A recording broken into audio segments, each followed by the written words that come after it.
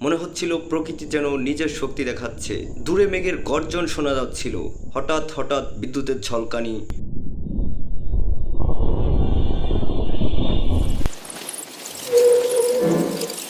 আসরের পর থেকেই আকাশটা ধীরে ধীরে বদলাতে শুরু করলো।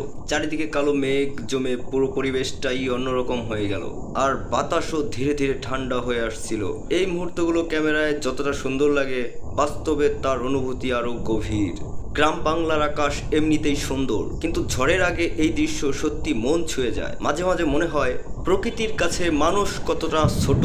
ছোটবেলায় ঝড় উঠলেই খুব ভয় পেতাম। আকাশে মেঘ জমা শুরু হলেই দৌড়ে ঘরের ভেতরে চলে আসতাম। তারপর আম্মুর পাশে বসে জানালার ফাঁক দিয়ে বিদ্যুতের আলো দেখতাম। মাঝে মাঝে এত জোরে মেঘ ডাকতো যে পুরো ঘর কেঁপে উঠতো, আর আমি চুপ করে আম্মুর হাত শক্ত করে ধরে থাকতাম। সেই সময় বুঝতাম না কেন প্রকৃতি হঠাৎ এত ভয়ঙ্কর হয়ে যায়, কিন্তু বড় হওয়ার পর বুঝলাম প্রকৃতির এই গর্জনের মাঝেও আল্লাহর অসীম শক্তির নিদর্শন লুকিয়ে আছে।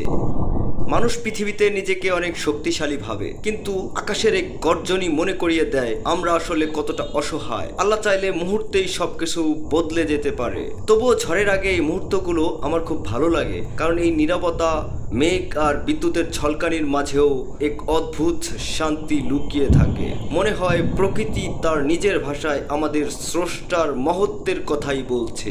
যাই হোক, এই সুন্দর মুহূর্তটা ক্যামেরায় বন্দি করে রাখলাম। ভিডিওটা ভালো লাগলে অবশ্যই সাপোর্ট করবে, আর এমন প্রকৃতির ভিডিও দেখতে চাইলে পাশে থাকবে। ধন্যবাদ। দেখা হবে নতুন কোনো ভিডিওতে। আল্লাহ হাফেজ।